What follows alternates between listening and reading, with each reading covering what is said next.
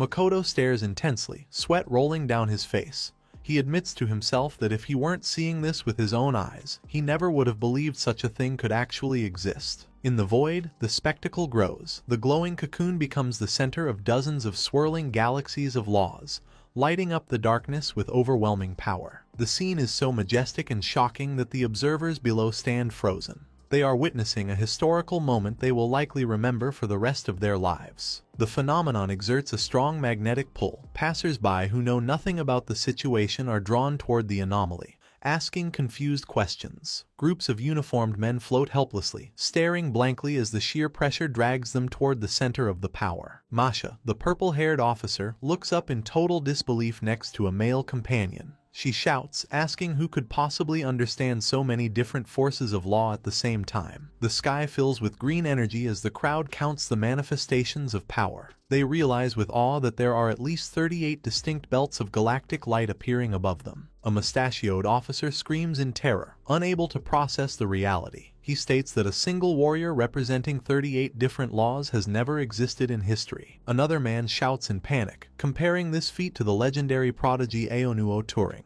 He notes that even Turing didn't reach 20 belts of light, making this new warrior seem impossibly superior. He assumes this mysterious expert must have been cultivating since he was a fetus. Eagerly, he urges the crowd to fly forward so they can see the identity of this extraordinary being. Caught up in the excitement, the massive crowd flies directly into the swirling vortex of blue and green light to witness the birth of a legend. At the center of the storm, the massive 8-armed Makoto stands guard before the cocoon, which is now protected by a spherical energy barrier. Nearby, Hai Jaidao watches the transformation reach its peak. Makoto stares at the floating cocoon with a solemn expression. He admits he never imagined their starry universe could give birth to someone with such exceptional talent. Standing before the giant commander, Hai Jaidao comments on how absurd the situation is. He notes that Lu Sheng's starting point is the final destination for other geniuses, calling it truly inconceivable. Below them, the red-haired officer and the gluttonous captain watch the scene unfold. The red-haired officer analyzes the situation seriously. She thinks to herself that Lu Sheng has just ascended to level 12 and already mastered 38 forces of law. She shudders to imagine how terrifying his laws will be when he eventually reaches level 13. Suddenly, the gluttonous captain interrupts with a panicked shout, realizing another crucial detail. He points out that Lu Sheng has already comprehended a level 13 thunder law. This implies that if he ascends further, he won't be limited to just one type of law power. This realization catches Makoto off guard. He turns his head with a confused expression, exclaiming in shock. Hai Jidao confirms the theory with excitement. He tells the commander that when Lu Sheng reaches level 13,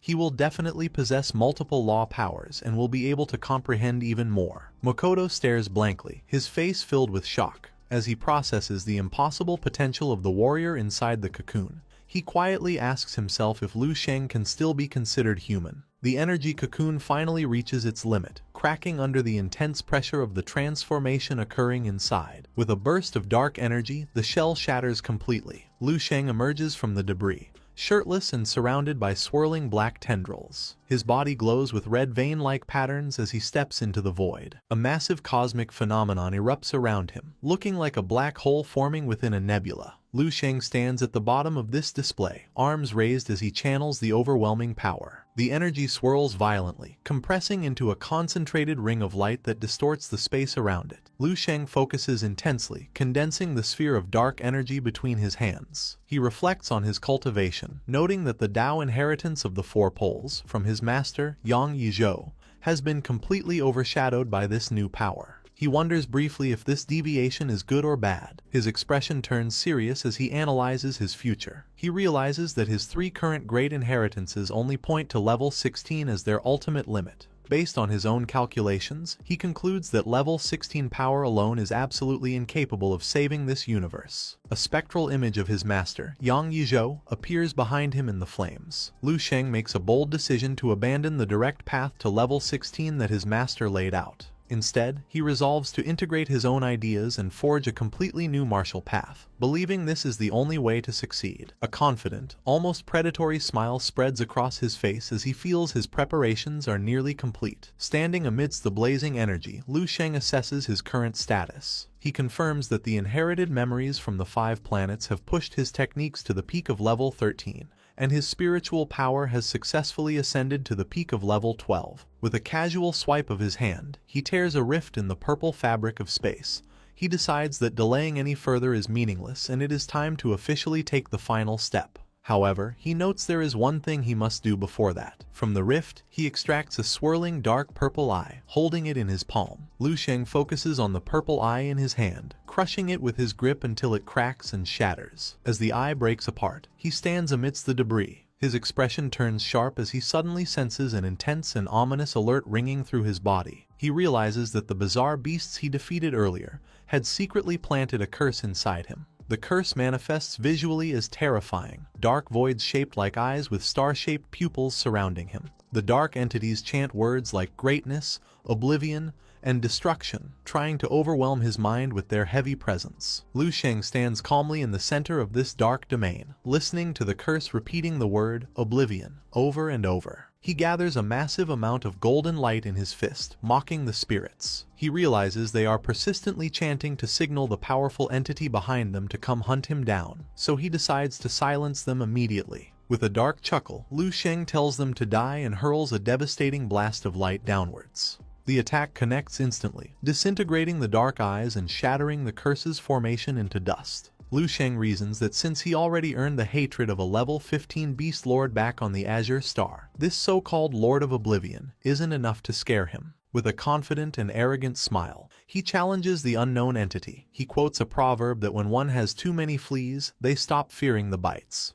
He tells the Lord of Oblivion that if he wants to kill him, he should come now. Otherwise, he will just have to wait in line behind his other enemies. Lu Sheng closes his eyes as the aftermath of destroying the level 13 beast's consciousness floods his mind. An immense spiritual power merges with his divine soul, causing countless chaotic and fragmented scenes to flash before his eyes. Despite the aura of extreme evil and chaos contained within these memories, Lu Sheng remains unbothered. He stands surrounded by swirling purple energy, feeling the impact merely as if he were walking in the rain without an umbrella, perceptible, but not overwhelming. Looking down at his hand, he analyzes the sensation, noting that it feels very similar to when mutated cells parasitized his body in the past. This familiarity sparks an idea in his mind. He realizes that he can remotely control the mutated cell clone he left behind on the Azure Star to check on its status. With a focused expression, Lu Sheng touches 2 fingers to his forehead, activating his connection to project his consciousness across the universe. In an instant, his spirit teleports to a deep, underwater environment on the Azure Star, appearing amidst bubbles and blue water. His sharp eyes immediately notice a massive presence nearby. Looming in the dark depths is a gargantuan, terrifying sea monster with tentacles and multiple eyes, completely dwarfing Lu Sheng's projected form. Lu Sheng observes the creature and finds his target located within it, protected like a pearl inside an oyster. He sees that the mutated cell clone now looks like a pale, naked version of himself, with tentacles connected to its torso,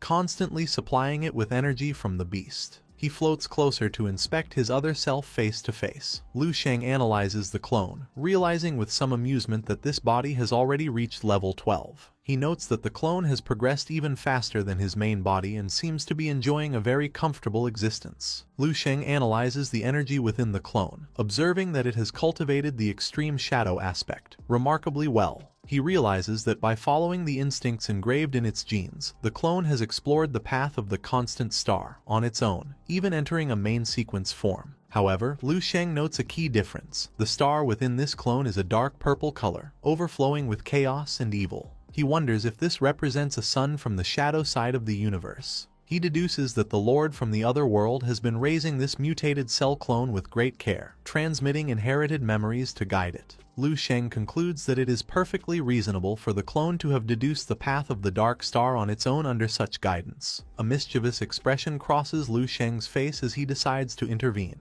He offers to give the clone some extra nutrients to speed up the process. Lu Sheng gathers the chaotic spiritual power he extracted from the level 13 beasts, the harmful parts he couldn't use himself, and forces this energy directly into the clone's body. The reaction is immediate. The mutated clone's body begins to expand rapidly, twisting into a grotesque and chaotic shape. Spikes burst from its skin as an aura pointing directly toward level 13 begins to radiate from it. Deep in the darkness, the entity raising the clone senses this growth. The massive, many-eyed presence is thrilled, encouraging the good boy to grow even faster so it can eventually tear it apart and devour it completely. Back in the water, Lu Sheng decides to leave quietly so as not to ruin the fatherly joy the beast is feeling at seeing its son prosper. With a cunning smile, he fades away, thinking that the next time they meet, it will be time for him to harvest this fruit. He laughs to himself, eagerly anticipating the moment the beast goes crazy when it realizes what has happened. This is the end of the video. If you guys want to see the next part, then don't forget to subscribe and like the video.